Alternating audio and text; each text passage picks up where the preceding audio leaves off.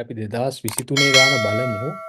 සංඛ්‍යා අනුක්‍රම ශ්‍රේණි ඒ ඒ පාඩම් වලින් තමයි ප්‍රශ්නේ එන්නේ 7 වෙනි ප්‍රශ්නේ.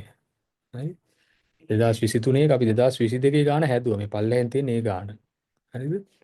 එතකොට පේනවාද මේ කනෙක්ෂන් එකක් මේ දෙකේ.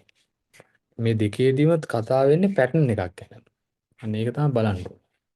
2022 පැටර්න් එක අපි හොයාගත්තා. කොහොමද පටන් ගත්තේ 7න් ඊට පස්සේ 10 13 ඔහොම ගියා අපේ එළියට. හරි.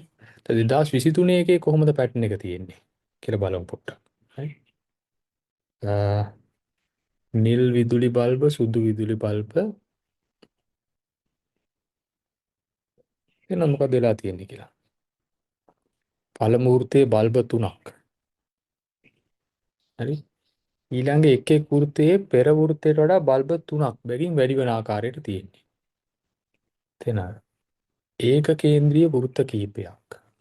කියන්නේ එකම කේන්ද්‍රයේ තියෙන්නේ ඔන්න ඔය වගේ අවස්ථාවක්. එතන බල්බ 3ක් ඊට පස්සේ තව බල්බ 3ක් එකතු වෙනවා මේකට. ඊට මතියද? හරි. එතකොට බල්බ එතකොට කීයක් වෙනවද එතන? 5යි 6ක් එන්න ඕනේ.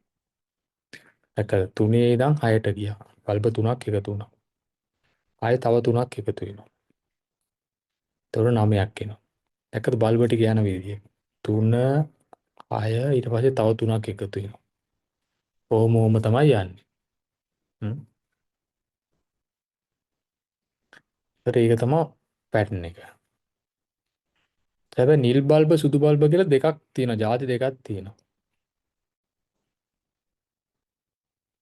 ඒතර බලන්න ඒක කොහොමද ඒ අදහස මෙතනට පාවිච්චි කරන්න කියලා. නිල් බල්බයි සුදු බල්බයි දෙකම මම මේ ප්‍රශ්න පොඩ්ඩක් මෙතනින් අයින් කරන්න. ඊට පස්සේ බලමු මේ කොහොමද පැටර්න් එක මෙතන ගන්න කියලා. හරි ඊට පස්සේ කනෙක්ෂන් එක බලන්න පුළුවන්. හරි. ඒක කේන්ද්‍රයේ වෘත්ත කීපයක් නිල් විදුලි බල්බ සහ සුදු විදුලි බල්බ සවි කිරීමෙනි. නිල් බල්බ සවි කර ඇත්තේ ඇතුළේම වූ පළමු වෘත්තයේ බල්බ 3ක්ද ඊළඟ එක් එක් වෘත්තයේ එන ඇතුළෙම තියෙන වෘත්තයේ බල්බ 3ක් තියෙනවා. ඒකේ බල්බ් 3ක් තියෙනවා. ඊළඟ එක් එක් වෘත්තයේ පෙර වෘත්තයට වඩා බල්බ 3ක් බගින් වැඩි වෙන ආකාරයට තියෙනවා. ඒතර පළවෙනි වෘත්තය ඇතුලේ 3ක් තියෙනවා නිල් බල්බ. ඊළඟ එකේ 3ක් එක්ක එතකොට 6ක් වෙනවා නේ. ඊළඟට 9ක් වෙනවා.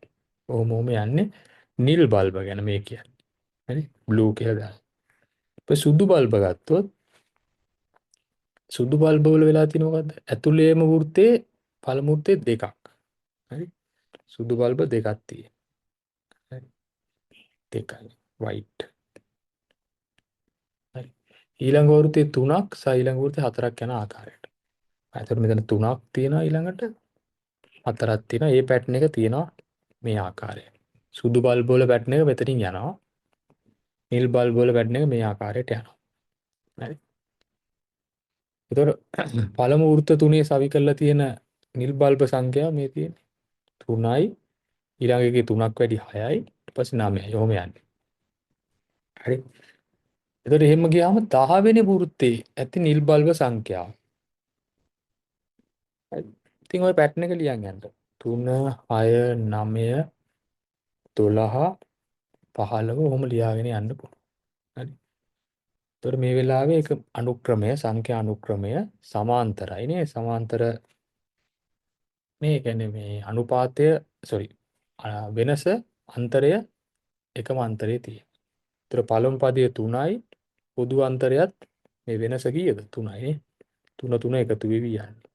ඔය දේවල් දෙක තමයි අපිට අවශ්‍ය ඕන දෙයක් කරන්න. ඊට සුදු බල්බ ගැන අත්තොත් පළමු පදය 2යි පොදු අන්තරය එක එක වැඩි වෙවි යන්නේ. ධන 1යි. ඉතින් ඔය දේවල් දෙක හොයාගත්තා නම් ඕන දෙයක් කරන්න පුළුවන්. ඊට පස්සේ අපිට පුළුවන් මේ සමීකරණ දාන්න.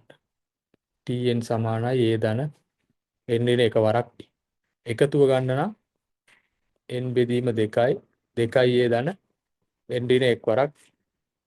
දැන් මම මෙතන පෙන්වන්නම් මේ කනෙක්ෂන් එක මොකක්ද කියලා මේ ප්‍රශ්නේයි කලින් ප්‍රශ්නයේ අතර